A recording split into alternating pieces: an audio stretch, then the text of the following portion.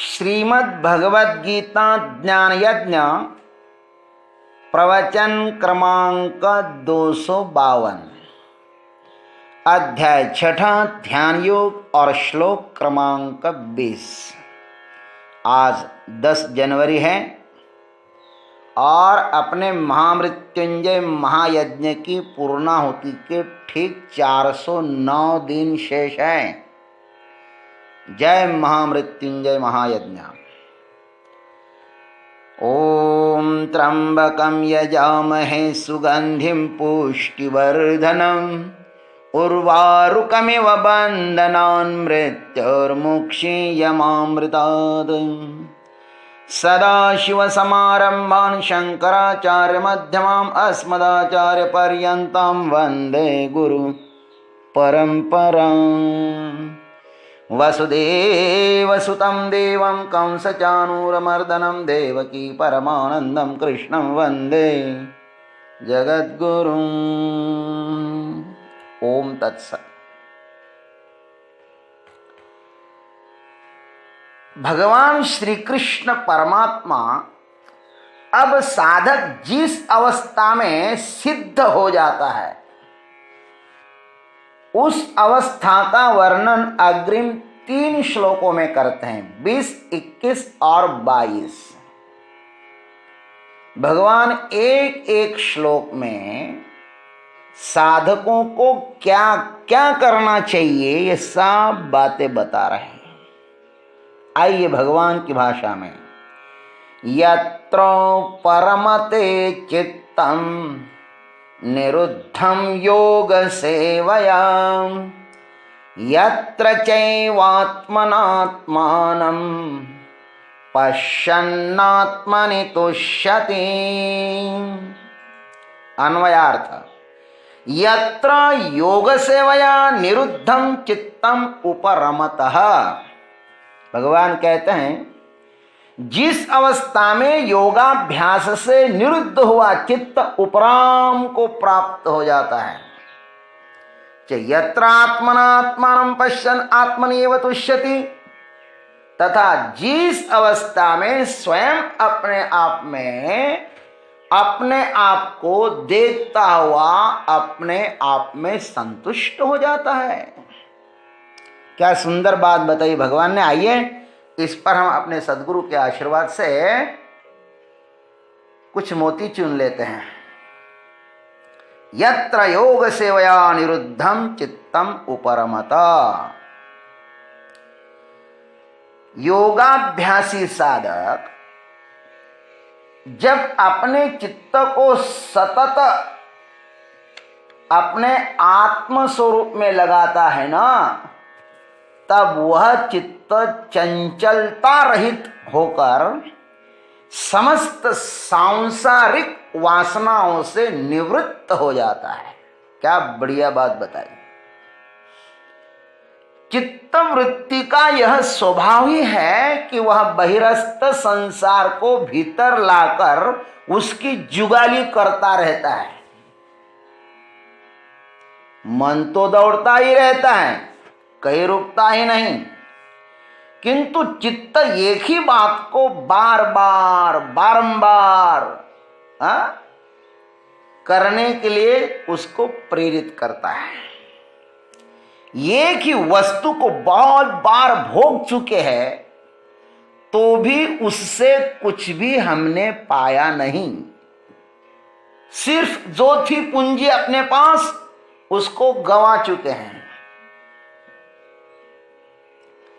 पूर्व अनुभव से हम कुछ भी नहीं सीखते, करते हैं, पाते हैं और भूल जाते हैं। यह परंपरा हमारी जन्मों जन्मों से चलती आ रही है।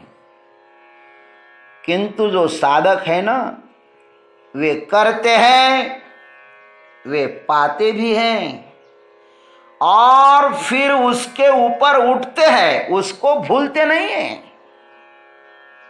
वे प्रत्येक अनुभव से सीखते हैं, प्रत्येक क्रिया से सीखते हैं, उसको संभाल कर रखते हैं। वह बहुत ही मूल्यवान वस्तु है, वही उपरति है, वही वैराग्य का बीज होती है। जन्म मृत्यु के दुख को मत भूलो मेरे भाई।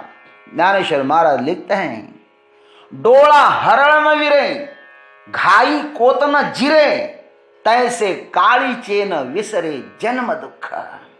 मने पूय गरते रिगाला, आहा मूत्र रंध्रे बाहर आला, कटामिया चाटिला कुछ स्वेदु। जैसे आंख में गया हुआ कंकड़ हम भूल जाते हैं क्या? नहीं। घाव में बैठा हुआ भाला कभी सूख जाता है क्या? नहीं। वैसे ही वह पूर्व जन्म का दुख नहीं भूलता। वह कहता है, हाय मैं दूषित लहू के गड्ढे में मूत्र द्वार से गिर गया और मूत्र द्वार से ही बाहर आया और मैंने मां के पसीनों को चूस चूस करके पी लिया। इस प्रकार का दुख वह कभी भूलता नहीं, उसको सदैव स्मरण रखता है और सदैव परमात्मा का ध्यान करता रहता है। ऐसे साधक का चित्त निश्चल हो जाता है महाराज, स्थिर हो जाता है। जो चित्त स्थिर है, निश्चल है, फिर उसमें सांसारिक कामना नहीं जाग सकती, वहां तक पहुंचे ही नहीं तब तक कामनाएं साधक को नीचे खींच सकती है। चित्त जब कामनाओं की सीमा पार कर जाता है ना, तब पुनः उसे कामनाओं में उतरना अति कठिन हो जाता है। अतः वह संसार से उपरत विरक्त हो जाता है, संसार से वह अलग हो जाता है। कामनाओं से यथार्थ परिचय हो जाने के अनंतर उसमें पुनः प्रविष्ट हो जाना बहुत ही मुश्किल हो जाता है। जान लेना एक बार ये निरर्थक है, फिर निरर्थक वस्तु का व्यर्थ चिंतन करना, क्या करोगे ऐसा करके? जैसे किसी पुरुष को रोज स्नान, स्वच्छ कपड़े, अच्छे स्थान में, अच्छे लोगों में रहने की जब आदत हो जाती है ना महाराज, तब उसे गंदे वातावरण में रहना बहुत ही कठिन हो जाता है। उसको कितना भी प्रलोभन दिया जाए, वह उनमें माने गंदे वातावरण में नहीं रह सकता। चित्त की भी लगभग ऐसी ही स्थिति है। उसको जो बाहर नहीं मिलता है, उससे भी कई गुना अधिक उसको अपने भीतर ही मिल जाए, तो वह बाहर दरिंद्र की तरह क्यों जाएगा? वह आ ही नहीं सकता बाहर। बहिरस्त समस्त विषयों से वह चित्त उपरति को प्राप्त हो जाता है, अपने भीतर से वह बाहर नहीं आता। भगवान कहते हैं, यत्र आत्मनात्मानं पश्यन् आत्मन्येव तुष्यति। तब क्या वह साधक निरस हो जाता है भीतर? क्या उनके जीवन में से सभी रस खो जाते हैं? वह बाहर नहीं आता है तो भीतर ही क्या करता रहता है वह साधक?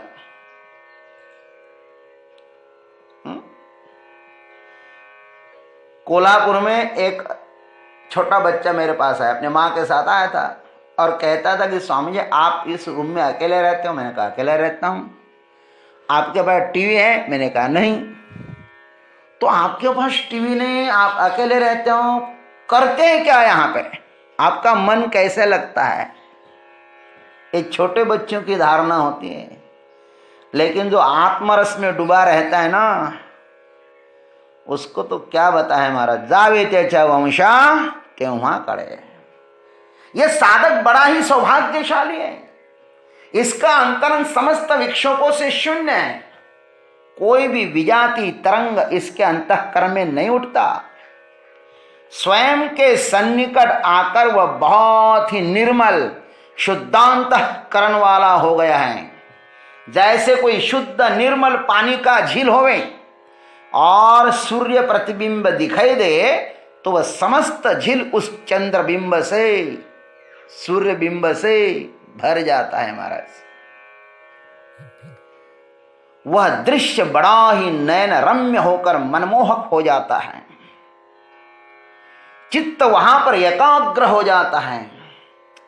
ठीक वैसे ही शुद्धांतःकरण रूप झील में जब वह चैतन्य स्वरूप आत्मज्योति पूर्णतः उतर जाती है अपने सच्चिदानंद स्वरूप के साथ, तो यह भाग्यवान साधक उसको अनुभव कर उसमें ही रममान होता है, मस्त होता है, तल्लीन हो जाता है, परम संतोष की वह अनुभूति करता है। अब इस परम अनुभूति से उसे विचलित करने वाली कौन सी शक्ति होगी बताइए? हो ही नहीं सकती।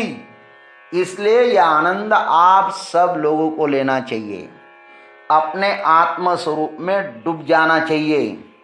और भगवान यही हमें यहाँ पे संदेश दे रहे हैं, यत्र चैवात्मनात्मानं पश्यन्नात्मनि तुष्यति।